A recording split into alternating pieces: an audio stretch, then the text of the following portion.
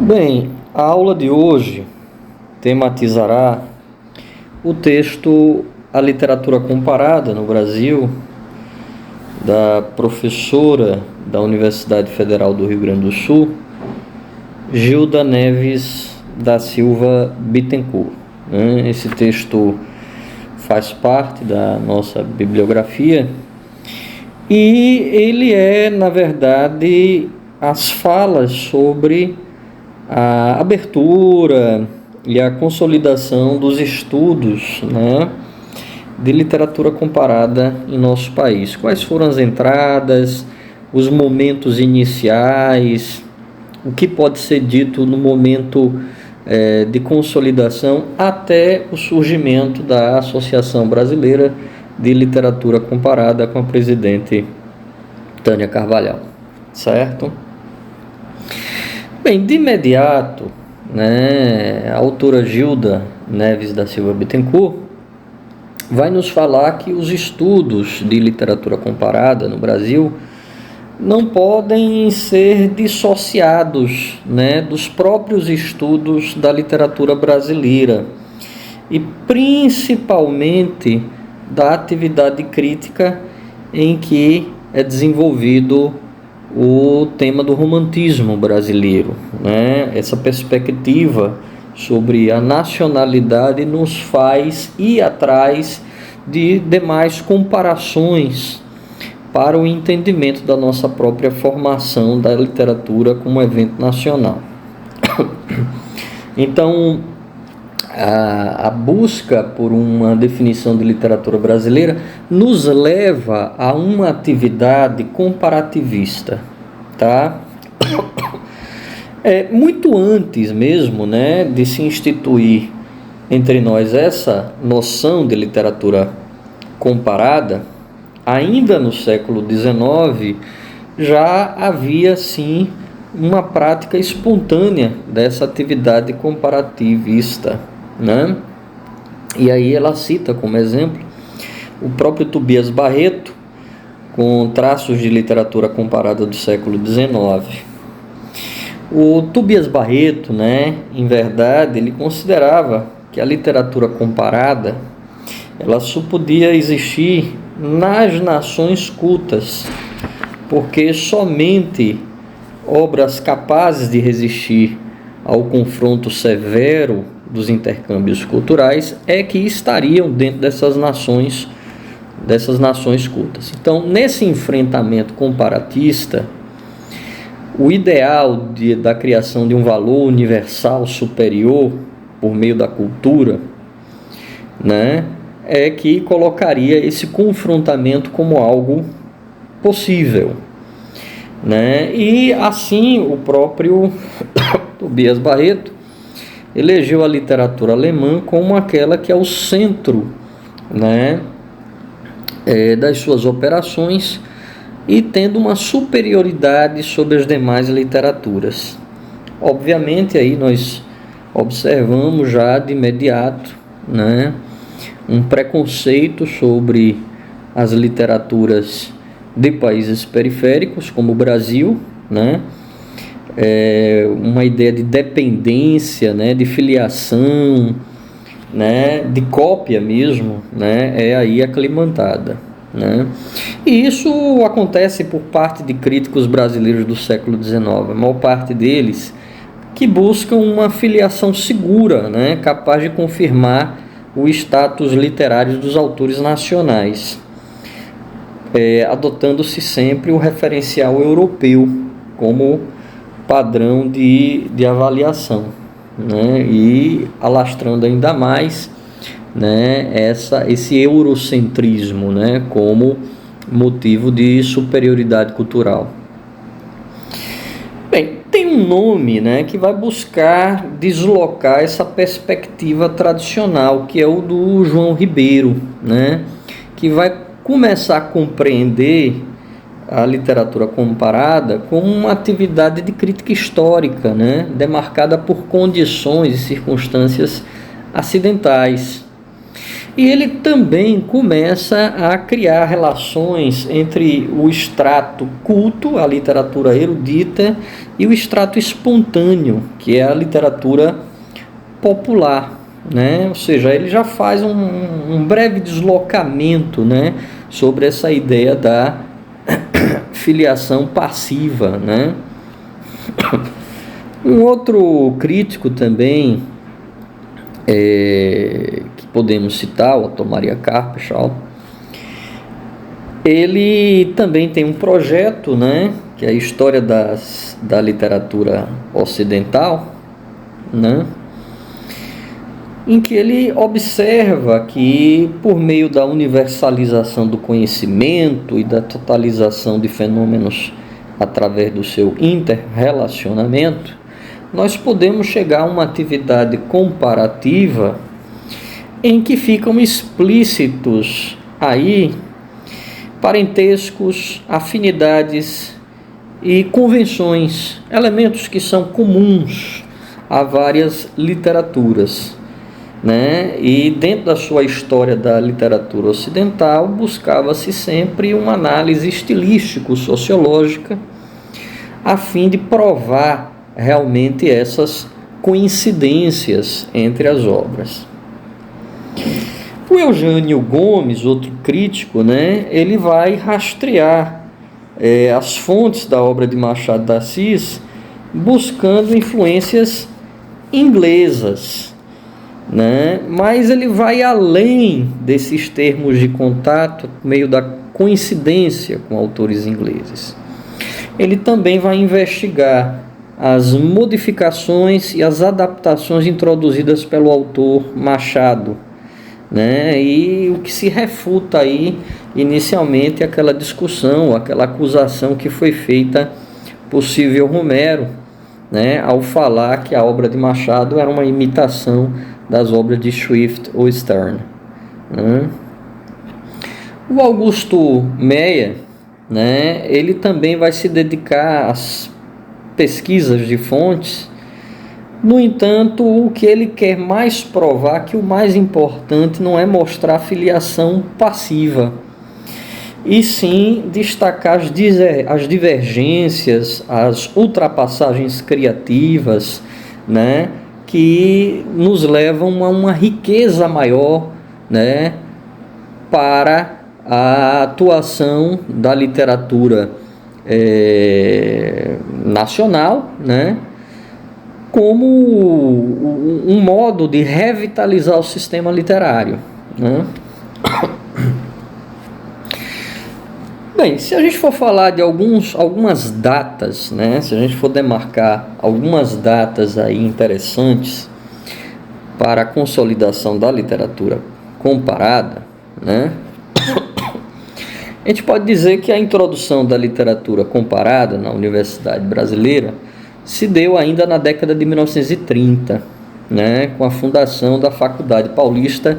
de Letras e Filosofia, que previa já uma disciplina de História Comparada das literaturas novo-latinas, né?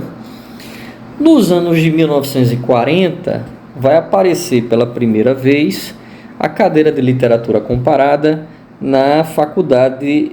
de Filosofia do Instituto Lafayette, que depois vai ser chamada de Faculdade de Filosofia e Letras do Estado da Guanabara, né? Em 1945, surge a primeira tese em literatura comparada, que foi realizada por Antônio de Sales Campos, que tematiza as origens e a evolução dos temas da primeira geração de poetas românticos brasileiros, certo? Um dos nomes que mais merecem destaque para a consolidação da atividade comparativa na literatura aqui no Brasil é o nome de Antônio Cândido, né? O Cândido, ele introduziu a disciplina na Universidade de São Paulo e ele criou o setor de teoria da literatura e literatura comparada nos anos 60, nos anos de 1960, né? Especificamente 62. Bem, o Antônio Cândido tinha uma larga discussão sobre esse conceito de influência, né? E ele apontava uma dificuldade para a crítica em discutir essa questão da influência, porque muitas vezes não havia uma forma de distinguir dentro dessa crítica tradicional o que era coincidência, o que era influência ou ainda o que era plágio,